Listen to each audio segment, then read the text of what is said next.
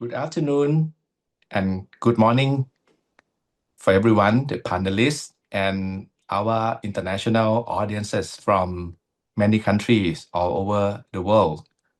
Welcome to the webinar hosted by the Faculty of Political Science, ธรรมศาสตร์ University in Thailand. This time, it's our honors to present a very interesting and important webinar titled Japan's Approach to Legal and Judicial Development in Developing Countries. I think many of us might be very familiar with Japan Assistance led by Japan International Cooperation Agency or JICA in terms of infrastructure development, some projects. Recently, not recently, more than 2 decades ago, JICA also implement some grassroots projects, some smaller projects for well-being of the people in developing countries, in Asia, in Africa, and in all over the world, in fact. But I think we are not quite familiar with Japan contribution or Japan assistance in terms of legal development, judicial development in developing countries, because these areas are so important to create the rule of law in the countries, peace building, and also for development. Commercial law is also so important in order to propel the country toward economic development. So today, it's a very good time to discuss what Japan has been doing in terms of legal and judicial development. And according to this book published in 2018, titled Japan Approach to Legal and Judicial Development in Developing Country, Building Trust and Partnership. I would briefly discuss about this book very briefly, and then I will introduce our distinguished panelists. In this book, I think there are at least three important features that we should that we can understand how Japan has contributed to legal development. First, the approach or the philosophy of Japan legal development it tend to be very much respect to sovereignty of the country, and Japan make sure that they would not have the prescriptive approach to the country, so make the country have the ownership of its own legal development, and also focus on long-term relationship building, focus on building cooperation and trust between Japan and that country from the legal personnel or involved officials. Number two, on the key strategy and method. I think Japan tend to emphasize joint study method. That mean both parties sit together to do research and debate, legal draft, and they also focus on human resource development.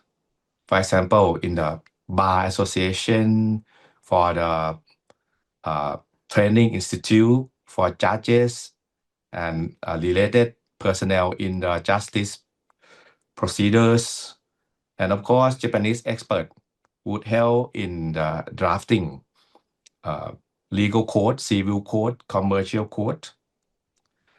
And third, I think the area that has been the key assistance that Japan delivers in the area of civil code to establish fundamental rights and property rules and also civil procedures, creating clear rule for how a lawsuit actually move to the court, and also economic law, drafting intellectual property, competition, and investment law to attract foreign businesses, to attract investment. And why Japan is different from others?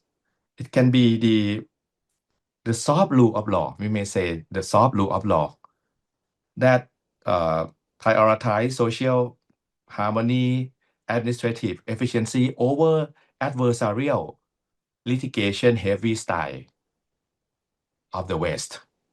And Japan also emphasized flexibility, acknowledge the law on the book is not much useful if it does not match the law in action with specific culture. So quite accommodative approach. Well, we will hear more from the panelists who really involved in the process of legal development.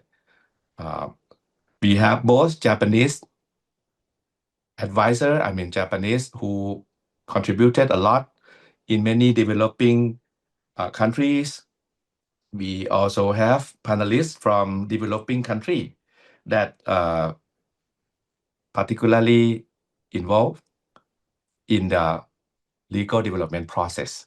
So I would introduce them one by one, starting from Professor Pauti Hap from Royal University of Law and Economics in Cambodia. He also served as the Vice Rector at the university in charge of international affairs and also research affairs. The second panelist is Mr. Hassan Dayan. He from Côte d'Ivoire.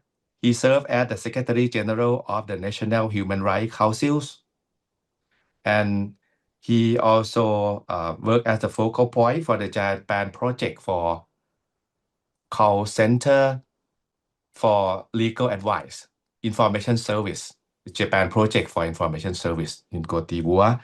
And the third one is Ms. Miha Isoi, attorney at law and legal advisor at the International Cooperation Department at the Japan Ministry of Justice. She served as the JICA. She used to serve as the JICA International Cooperation Specialist with experiences in Mongolia, Cambodia, and Nepal. Okay, with that, I would like first to invite, may I call you Miha Isoi-san, to speak for 5 minutes about sharing your experience. Thank you. Thank you, Kitty Sensei, for the very comprehensive introduction of the Japanese cooperation in legal sector. And I myself have worked in this kind of cooperation by JICA or the Ministry of Justice of Japan, and sometimes by the Bar Association of Japan as an attorney at law of Japan for more than 20 years. So, I'm honored to be here today, but let me briefly introduce the overall picture of the Japanese cooperation. So Japan had started the technical assistance in legal and judicial sector in early 1990s. At that time, we started the first project with Vietnam, and Vietnam was in the reform process of its legal system towards the market economy, and requested Japan to advise the amendment of the civil code, which regulates basic matters such as property rights or the contracts or other issues.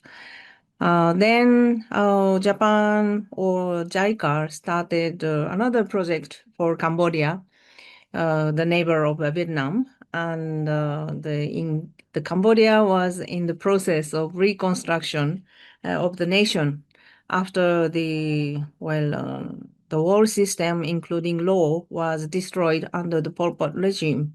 And the project was to draft the civil code and the code of civil procedure. Since then, for over 30 years now, Japan has expanded its support in the legal field. Well, firstly, the support for countries transitioning from socialistic planning economy to the market economy in Vietnam or Laos, PDR, Mongolia, China, Uzbekistan, and so on. And well, there were some support for the reconstruction process of the countries affected by civil war or the other conflicts, such as Cambodia or Côte d'Ivoire, Nepal, East Timor, and so on. And recently, we also started support for Ukraine. And furthermore, the support for the improvement of the investment environment for the economic development are also for Indonesia or Myanmar, Bangladesh, and so on.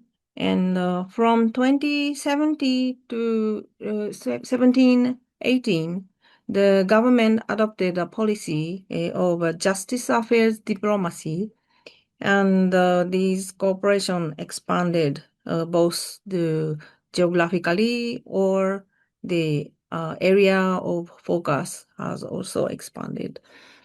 And recently, JICA or the Ministry of Justice started a new cooperation with the Ukraine or Fiji, Tanzania, and etc. And well, while the nature of these activities have evolved over time and according to the request from the partner countries, however, the overarching goal remains the same. That is the promotion of effective civil justice or the rule of law and access to justice. And well, as some example, in Cambodia and several other countries, Japan assisted in the development of civil courts. Especially in Cambodia, unlike other nations that prepared their own draft bills, Japan took the lead in drafting the court. This was due to the country's severe shortage of domestic expertise during 1990s and the 2000s, still suffering from the effect of the civil war and the Pol Pot regime. Well, Japanese professors tried their best to answer the request from Cambodia for good law to be maintained for 100 years, like the Civil Code of Japan. And the Cambodian civil law has become highly sophisticated and complex. So its implementation and dissemination took quite a long time. But recently, the new generation of professionals has been developing. In addition to the cooperation related to the civil code and the civil laws, there are some cooperation related to mediation. The courts in Japan make good use of mediation, and this practice is also being referenced in countries such as Mongolia, Indonesia, or Bangladesh. Another good example for improvement of access to justice is the project in Côte d'Ivoire, and to establish the so-called call center or the information dial for general people. So, this is the a quick overview of Japanese cooperation, and some detail might be provided with from other panelists. Thank you very much. Thank you very much, Miha. It's very helpful, very good information to know about Japan contributions. I would like to show from this book that Japan has been contributing to many countries in the world, even China, and also in Africa, South Asia, Southeast Asia, Vietnam, Myanmar, Cambodia, Laos, and also Central Asia, Uzbekistan, even Iran, Kyrgyzstan, and so on. And now we would like to hear from Professor Pauti Hap from Cambodia. Professor Hap, he's a vice rector Okay. at the Royal University of Law and Economics. Okay, so thank you very much, Professor Moderator, Professor Kitty. Hello, everyone. It's nice to have you all here with us for a very short webinar, just 1 hour, and thank you for your time. I'm Party Hub, the Vice Rector of the Royal University of Law and Economics, in charge of international relations and research and also doctoral program. I'm going to discuss shortly about the overview of Japan's judicial development to Cambodia. And as Ms. Miha Isoi mentioned a moment, starting from early 1990s. Yeah. So Japan development to judicial development, and maybe at the beginnings, not only judicial development, but other also assistance. So there are 3 main pillars from assistance priority of Japanese government to Cambodia. First is the strengthening of economic base, starting earlier 1990s, such as constructing roads and maybe bridges. Bridges are very important because, you know, the rivers from one side to another, we have no connection. It's very difficult to use the ferry. So Japanese government connect us, so it's quick. And then other electricity system, ICT, infrastructure, logistical system, and also try to strengthen the private sector, agricultural, rural development. With the second pillar, promotion of social development. So Japanese government supported water supply, health sector, education quality, and also the mining. You know, a lot of mines remaining from civil war. So assistance of Japanese government to the mine, that is very, very crucial for Cambodia. And the third one that I will focus more today is strengthening our governance. This is very special that Ms. Miha Isoi mentioned a moment that support civil code and code of civil procedure. So starting from 1999, JICA started supporting that, and with a lot of phases. I mentioned this is very unique legal assistance to Cambodia, because starting from 1999, Japanese experts came to Cambodia, and they invited Cambodian experts to go to Japan, and then started the training with phase 1 from 1999 to 2003. And then they trained judge, prosecutor, student, and also lawyer. That's very, very impressive. And then with phase 2, from 2004 to 2008, that made the civil code promulgated in 2007, and also code of civil procedure promulgated in 2006. So 2 main laws were available in Cambodia since 2006 and 2007 respectively. But since the civil code started from December 8, 2007, civil code was not applied yet. Then Japanese expert try to help Cambodian practitioner and also lawyer, trained judges, and a lot more, and then try to find out some law, provision of law that are conflicting with the civil code. Then from the last phase of phase 2, last phase of phase 3, then the law on civil code enforcement was promulgated on May 31st, 2011. By that law, civil code of Cambodia was implemented since December 21st, 2011. So now we have codes. We have 2 codes supported by Japanese government.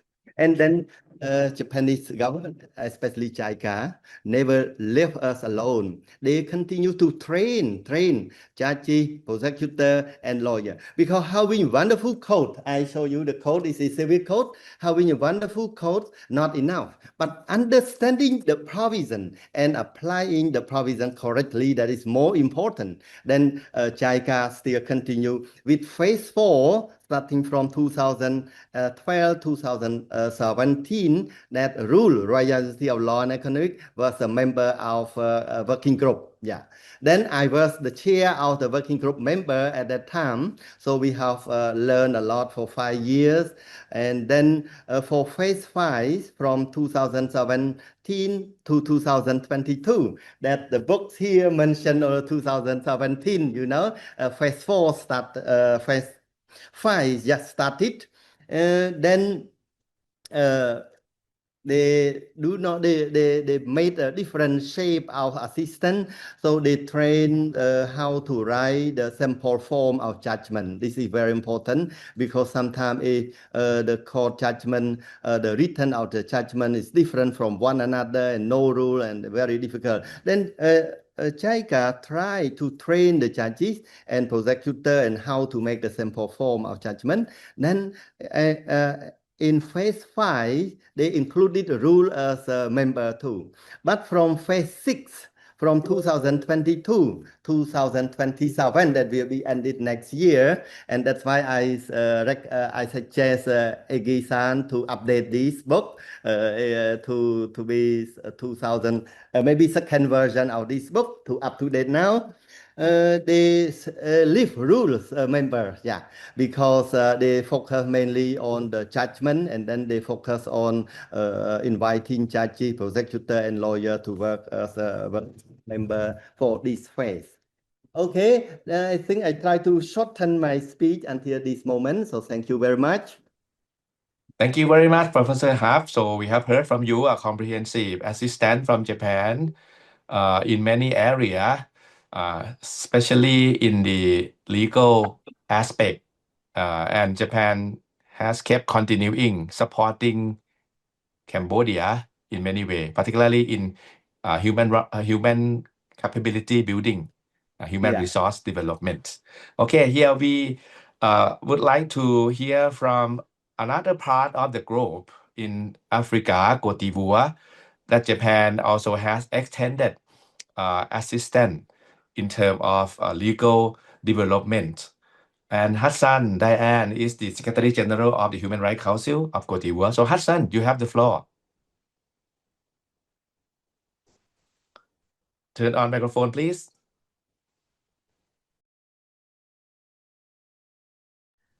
Thank you, Professor Kitty. Hello everyone. Do you hear me? Okay, thank you. I will first like to thank the Japanese authorities and the Japan International Cooperation Agency for inviting me to this webinar. This meeting, I think, provide me to share the experience and the feedback, the positive aspects that Côte d'Ivoire has gained on its cooperation with Japan in terms of legal development. So let me remember that Côte d'Ivoire has no 10 years crisis, and after the conflict and civil war, many challenges. We were faced to many challenges, such as the confidence of citizens in the judicial institution and the enforcement of the law. So it is thanks to Japanese assistance after this crisis and collaboration of JICA that Côte d'Ivoire established the Ministry of Justice and Human Rights Call Center. The call center is the legal information services for improving access to justice. So, while inspiring by the Japanese model, the Japanese model authorizer. The call center in Côte d'Ivoire is unique. It is now one of the mechanisms for bringing justice closer to citizens and listen to their concerns.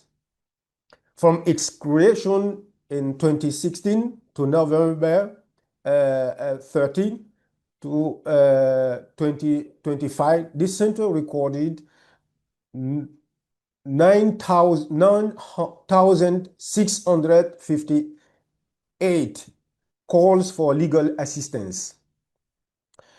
This sufficiently established the importance of the role of this tool in the development of law. So, Japanese legal development assistance, unlike infrastructure support and material assistance, strengthens the capacity and skills of judicial actors. It provides access to competent personnel who can work with our judicial system to better address the challenges of effective justice. As we know, a good justice system provides resilience. It is undeniably a guarantee of stability and security for investment.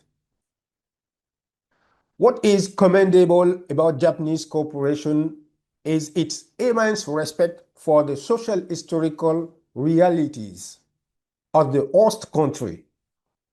Listening, field research, sharing experiences, and immersion trip with continuous communication are the strength of Japanese cooperation. For over a decade, JICA has established a framework for technical collaboration and financial partnership and sustainable capacity building program for justice sector actors in Côte d'Ivoire. For 3 years, from 2016 to 2019, JICA, in partnership with the Minister of Justice and Human Rights of Côte d'Ivoire, organized seminars in Abidjan focused on combating organized crime and terrorism in French-speaking countries such as Burkina Faso, Mali, Mauritania, Niger, the Democratic Republic of Congo, Senegal, and Chad. This meeting provided an opportunity for highly fruitful, essential for an effective fight against targeted criminals activities and for preparing for the Kyoto Protocol on combating organized crime. With Japanese cooperation, judicial actors in Côte d'Ivoire received in Africa received training on combating financial crime. Many alumni of this Ivorian Japanese cooperation program now work in the Economic and Financial Crimes Division. But beyond this positive aspect of this cooperation, we deserve to be further strengthened. It might be necessary, I think, to consider investment in judicial infrastructure such as court, child protection services within the court, and legal and office attached to the court, as well as their equipment. This will contribute to the effectiveness of these services in the area of justice. But what we have to retain, just the cooperation of Japan permit Côte d'Ivoire to strengthen, to reinforce, to restore confidence between citizens and their institution, legal and judicial institution. And it improve the services of information, legal for improve access to justice. So it just this positive aspect we can retain for the cooperation with the Japanese authority and the JICA. Thank you. Thank you so much, Hassan. So we have learned a lot from you on Japan contribution in Côte d'Ivoire. So I think all of us now understand better about Japan assistance, not only hard infrastructure, but in terms of soft capacity building. And illegal aspect is so important in countries, developing countries, and so on. And now we are open for discussions. I will ask a few questions to panelists first. And for audiences, you are welcome to post your question in the Q&A system. In order to efficiently manage your question, please send your question through the Q&A system. I think it at the bottom of your screens. So now I start the discussions, starting from our first panelist, Miha. Well, the story of Japanese contribution, it might be always go smoothly. You might come across some mismatch or misconception about the needs of the host country, and Japan offer something like that. Could you please share some experiences on that and how Japan adjusts to accommodate the needs of the host countries? Yeah, thank you very much, Kitty Sensei. Well, yeah, it was not always easy to implement smooth cooperation, and there are some mismatch between the demands from the partners and activities from our side. For example, the drafting of the Civil Code of Cambodia was also a very difficult process. And as I mentioned previously, the request from Cambodia was to make a good law to maintain for a long time, but it was very difficult to implement and promote understanding of those codes in Cambodia, which still suffered in the scarcity of the human resources. And in the drafting process, the Japanese law professors initiated the process of drafting, and the first draft was prepared by the Japanese scholars, but we translated the whole draft into Cambodian language, and literally each article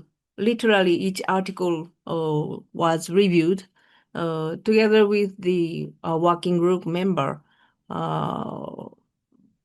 consists of the Cambodian lawyers or the legal professionals. But still, in Cambodia at that time, all the system, including infrastructure, communication, education, everything was on the path of rebuilding. So the initial perspection sometimes did not work accordingly, and some part of those civil code or the code of civil procedure might not be able to be implemented smoothly in the current situation of Cambodia. So, there are no clear answer to adjust these issues. However, we try to take long time to the development of human resources to implement those laws, and the process is I have to say they're still going on. And also there are, for example, some other mismatch between the request from the country and the Japanese activity. For example, in the project to improve the judicial procedure or the judicial practice, well, some countries might expect Japan to provide a physical equipment to facilitate the judicial process. But the Japanese side tended to focus more on the issues like the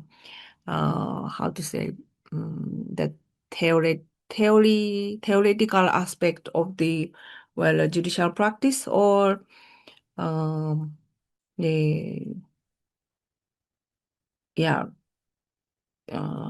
in the contents of the actual court trial, such as arrangement of the issues or the effective explanation or the effective reasoning in the court judgment.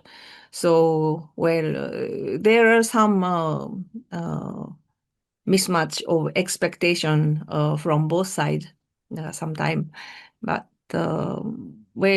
for those situations,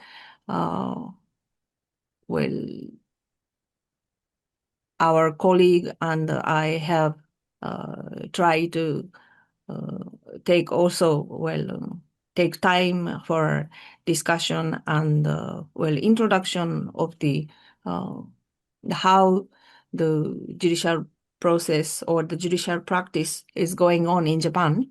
And gradually I believe that our intention is getting understood. Thank you. Thank you.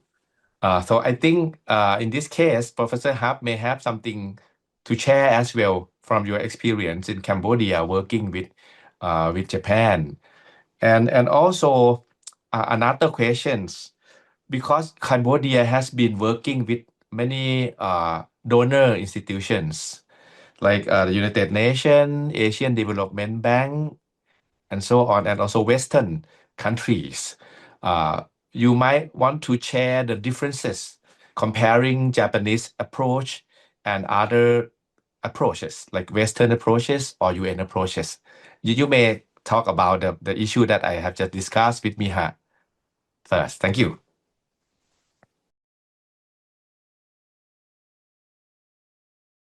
Microphone, please. Microphone on, please. Sorry.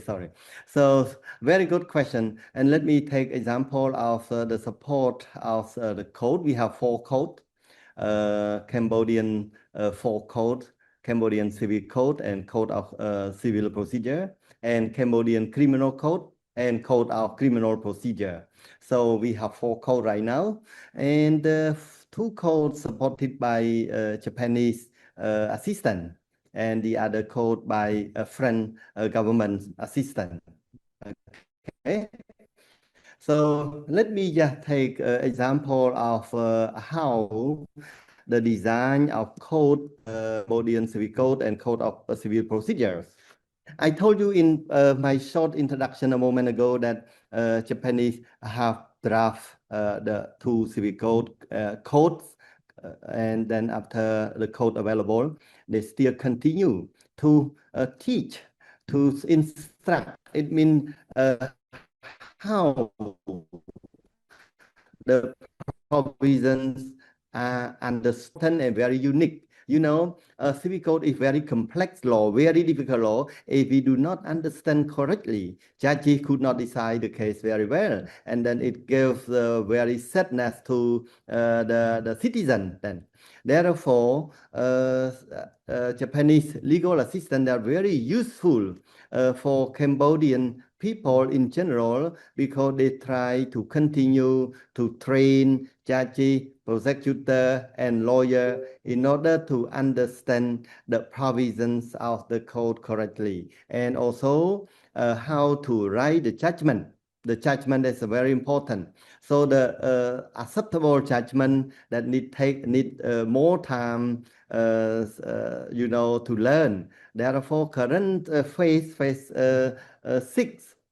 Then JICA supported in training, discussing with our judges, prosecutor, and lawyer how to write the sample judgment very well.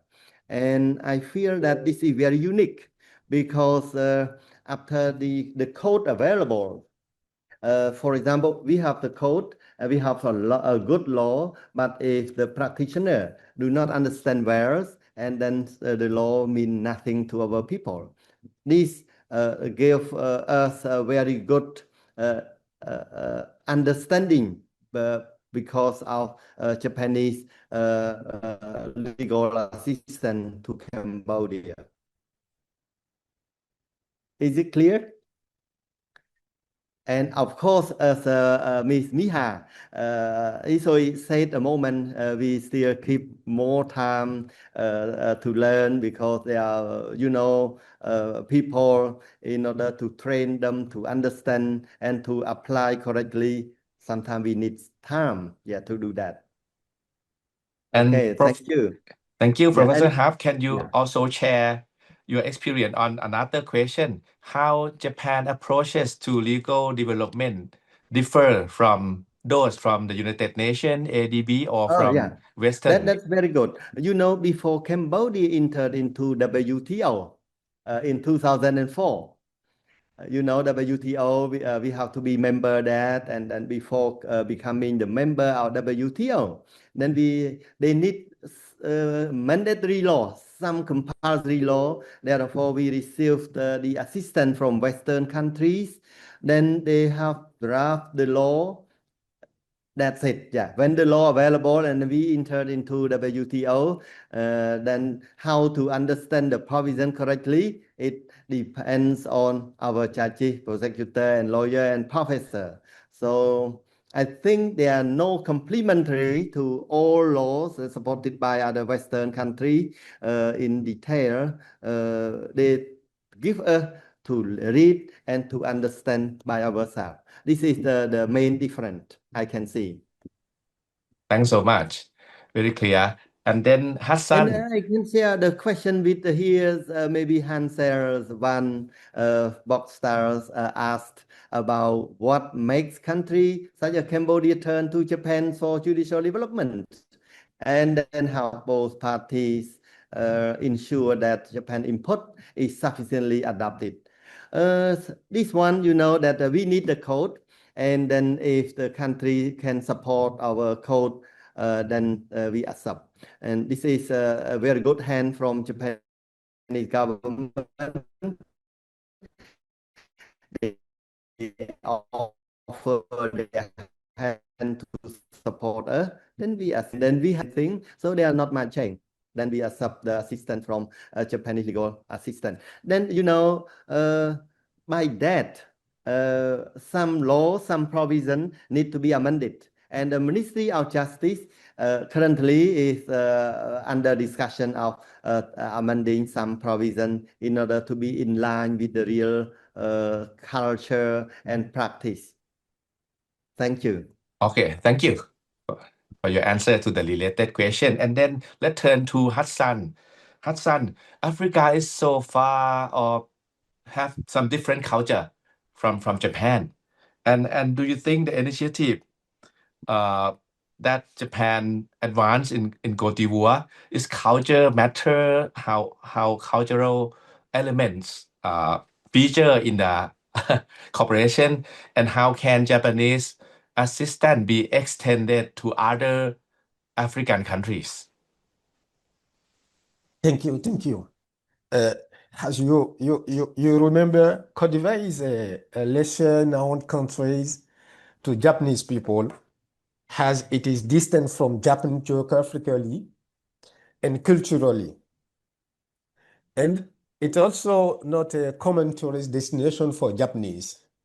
But the approach of Japanese in their cooperation in Côte d'Ivoire were based on participatory approach. So Japanese cooperation identify with the Ivorian their needs in legal and judicial assistance. So we participate to identify with the Hara Wakaba, the long-term expert of JICA in Côte d'Ivoire, our needs. And they take into account this need, the program. And we build together the program and to bring support and respond to our needs. Is one of the specific approach of Japan cooperation. And it's based on listening, field research, sharing experience, because Japan, through JICA, permit to judicial actors to take part of training in Japan and in Côte d'Ivoire with other actors in Africa. So this approach permits us to build together the response to our needs in judicial and judicial assistance cooperation in Côte d'Ivoire. It's one of, I can say, one of the specific approach of Japan assistance in Côte d'Ivoire. Okay, thank you very much, Hassan. Well, I take some question from the audiences. First, randomly, on the success and lesson learned from Japanese contribution or legal assistance. Let me ask Miha first. How does Japan assess the success or effectiveness or lesson learned from the past experiences now since the 1990s, so almost 30 years already? Thank you, Miha. Thank you very much. Well, it has been a difficult question how to assess the success or not success of our cooperation, especially in the legal or judicial sector. In other sector, methodology of assessment is quite well established for now, but in legal or judicial sector, we have done quite amount of activities. We cooperated in drafting of some legal norms or laws and regulations, or we also prepared some the education material of the specific laws or the judicial process, but the assessing the effect is very difficult matters, because we often see the statistics of a judiciary or some index that the several international organization provides for every country in the world. But connectivity between our efforts and a certain result is difficult to be proved. So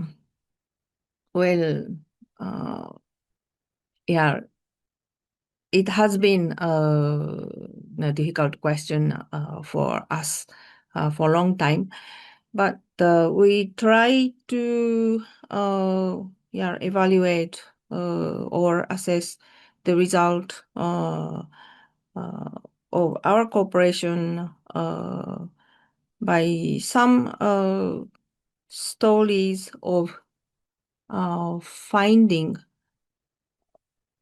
the the stories over judicial personnel to learn a new thing in their daily practice, or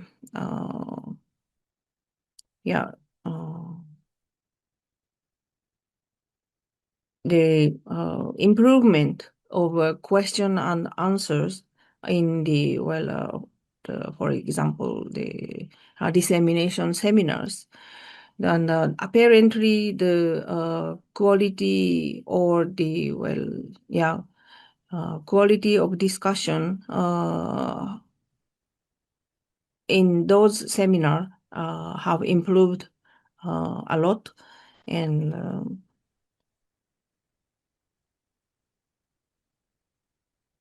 Okay. yeah. Well, Miha, I think the evaluation or assessment of the contribution is a long term. It's a long term. We cannot assess quite clearly at some particular point. But as far as I know, in the case of Cambodia, as Professor Hap has presented, we have phase 1, phase 2, phase 3, phase 4. It has been continuing and in a sense sustainable, quite sustainable. And investment in human capacity building, including scholarship for students to pursue their law degree in Japan, like Professor Hap also received degree from Nagoya University. I think that can be a part of assessment. What about Professor Hap? Do you agree with me, or you have anything to share more on this? Effectiveness. Okay, I think this is a very good question, the assessment or the evaluation of the project and how we can see the success of the project.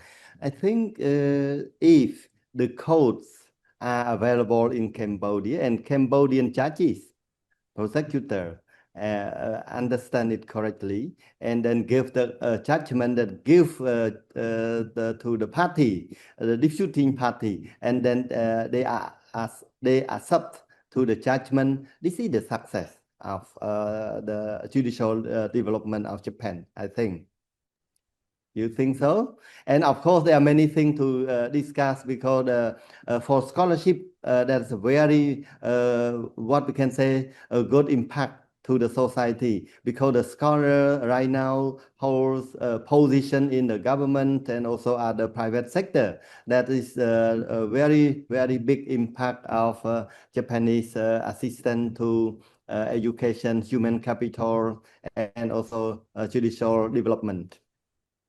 Thank you. There is a question from the audience on pre-study or preparation of Japanese contributor, Japanese representative who go overseas to help on the legal issue.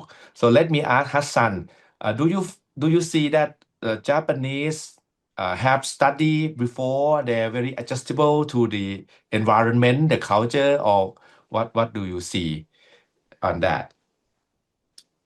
Turn on microphone, please. Sorry. I think, let me summarize 3 concrete achievements of the project of Japanese in Côte d'Ivoire. The project contribute to build legal information service from improved access to justice. And it establishes continuous dialogue between judicial actors in the country and between judicial actors of different countries in the regions. And finally, bring justice closer to citizens. This is the concrete achievement of this project in Côte d'Ivoire, thanks the cooperation with the Japan. So it's because of the participative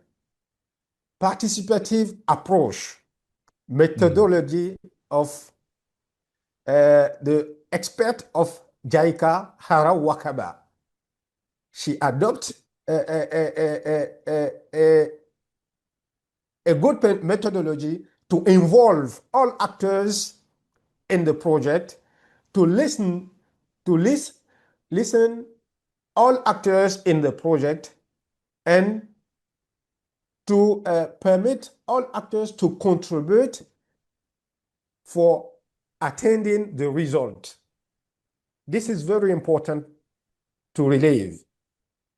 So I think it's important to note that the Japan approach is different from other approach, such as we have with the UN agency in Ivory Coast in Côte d'Ivoire.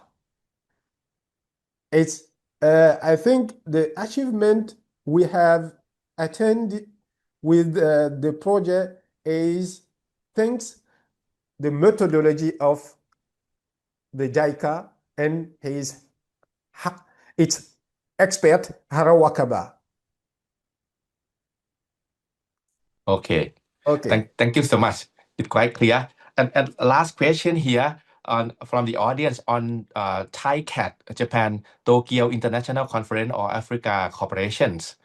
Some audience mentioned that it seems Japan does not emphasize on legal assistance that much, more focusing on business. So Miha, could you assure that Japan would continue to give assistance on legal and judicial development in Africa and in other parts of the world? Yeah, thank you very much. Well, actually, it is also true that the Japanese technical cooperation in legal sector is a little bit inclined to the business side, especially after the very big earthquake inside Japan. So for the explanation to the taxpayer within Japan, we sometimes have to emphasize the benefit for Japan itself. However, from 30 years ago, we try to contribute the promotion of the rule of law, access to justice, and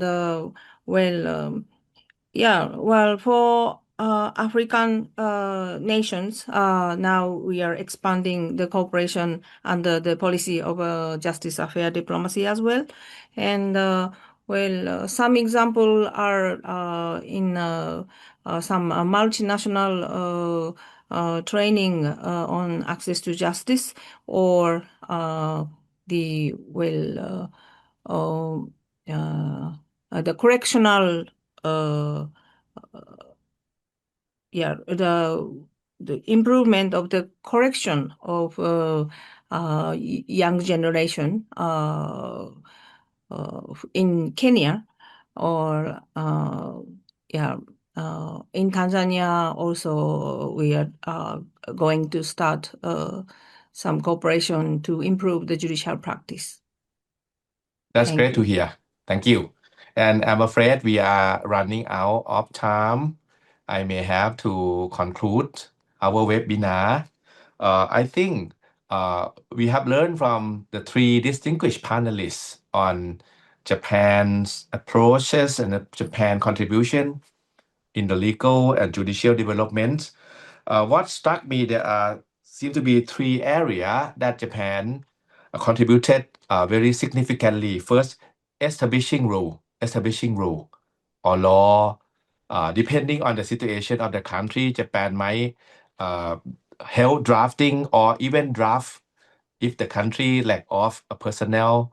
So Japan seems to adjust to the situation. And the second, strengthen the bodies that administer the law, like the judges, prosecutor, the bar associations, with always capacity building. And third, improving access to justice.